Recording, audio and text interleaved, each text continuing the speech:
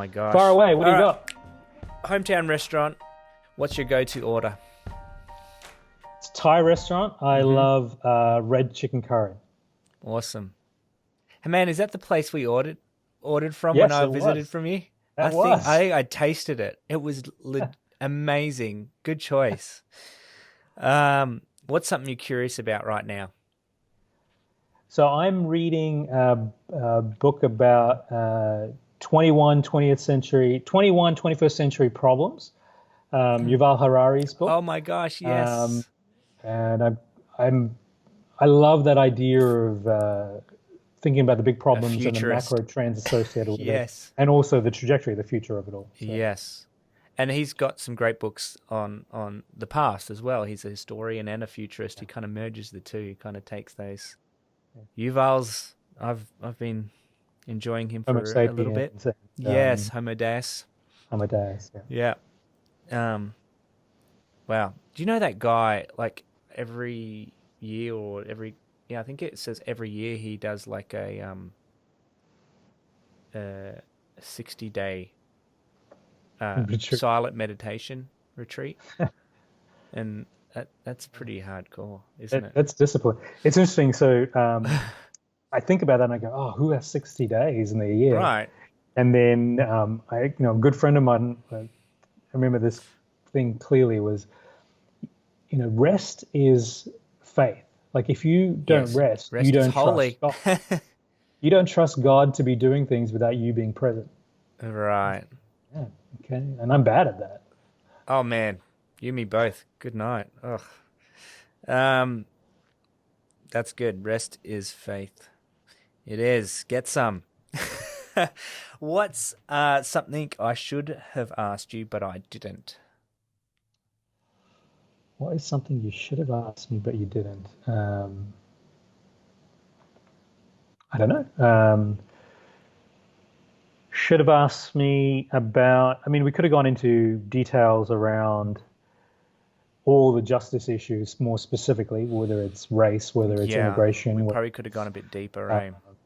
we could have gone through some of those more specifically. And especially, I would say the really interesting piece for Australia right now Yeah. is looking at the US issues that we're dealing with justice and trying to find the Australian application for it. Yes. Because all of those issues apply all the way through the systems, especially Australia, New Zealand, Canada, UK, similar heritage Oh, so issues apply. colonialistic kind of origins, really, and how we all relate. Yeah, Brooke Prentice from Common Grace, she talks about it being it's the globalization issue. It's not just a localized issue, but it's obviously very poignant in the States right now and seems to be a US centric thing. But how do we take that and apply it? All right, we're getting you back on for that one. That sounds great. So look at your calendar. Actually, that'd be a good one to also for Vicky as well, Yeah. because that's more her story. Okay.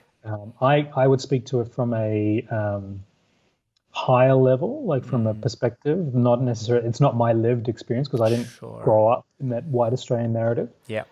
And she can definitely speak to that as a lived experience. Like what did I grow up with and what have I learned here and how can I apply it there? Yeah. How would I tell my friends and family about About what I'm learning, what I've my discovered. transition in the Yes. story? I was this person, I am this person. How would I speak to the person I was if I know what I am What now? would I say to myself? Yes. When my 12, 15-year-old. Wow. All right. Well, let her know because I'll be looking forward to that conversation, man. That'd be great. What's something you failed at recently? Doesn't have to be a profound Something I failure, failed but at recently. I've been trying to grow a garden okay.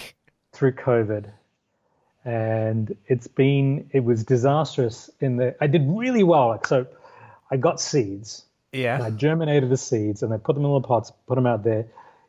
And in Chicago, where we are, we have alleys in the back of our houses, right? All the streets, the trash gets collected from the alleys.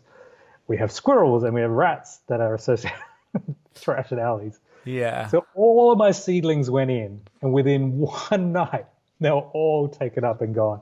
Oh I've been no. trying to grow a garden, and live off feeding the family from new tomatoes and Okay. zucchinis and all that kind of stuff. It all died. No, the second run of it was a bit better and seemed to be Oh, good. lasting a bit longer. We've got some zucchinis and cucumbers now, but the first run of it all went in one night after because it takes you 6 to 8 weeks from seed to seeing the sprout to Oh being good no. enough to go Yeah, back in yeah, the yeah. soil. And then to see Oh it all gone in no. one night was a disaster. It's like, what a Oh, waste.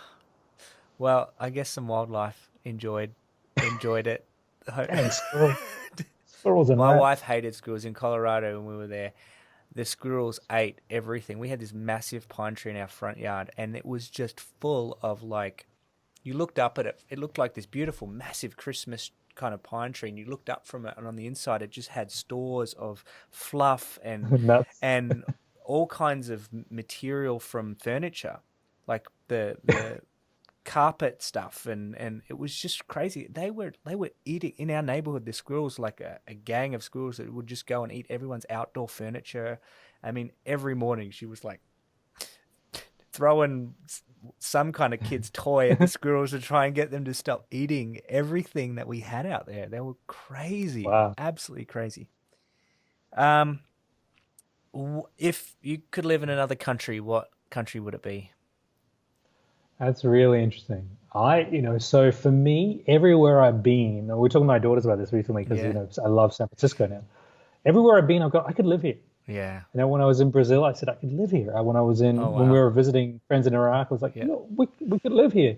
yeah. In London as well, I feel particularly called in my, ministry, life calling, whatever you want to describe it as, being part of the Western Church and how to connect the Western Church to the global church. So I probably would say to be somewhere like Europe. England Okay.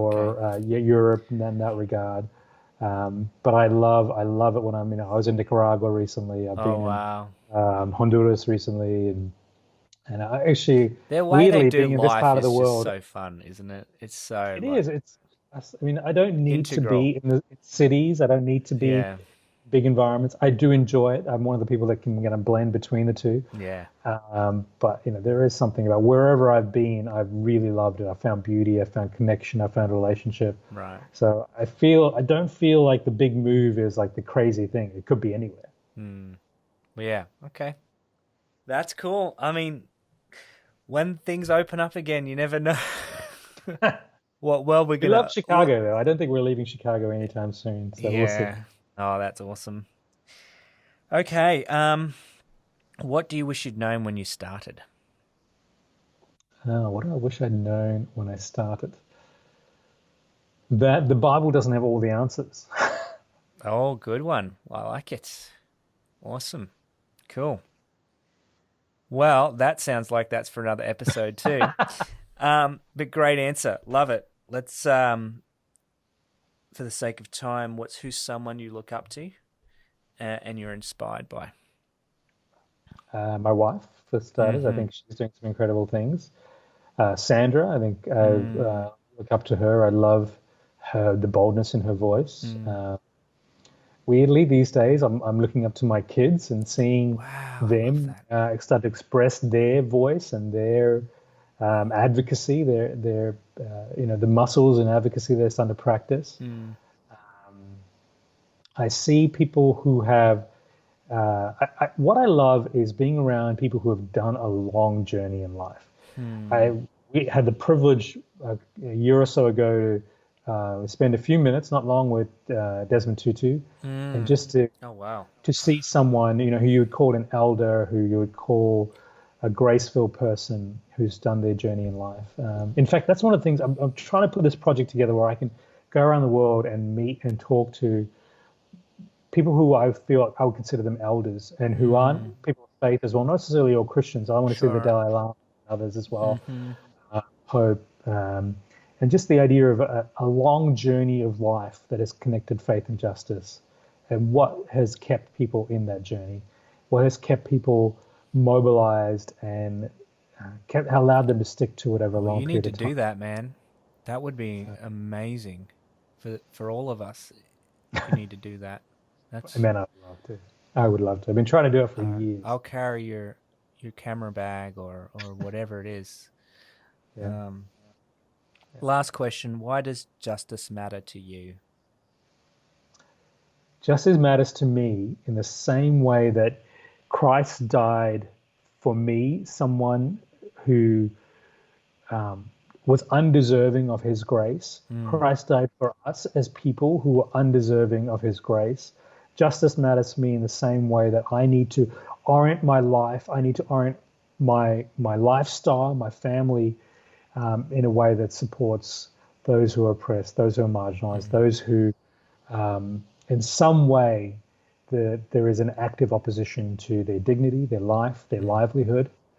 And justice matters because Christ was willing to save someone like me. mm. Thank you, Mark. Well said. Now you can go. Thank you. Thank you, guys.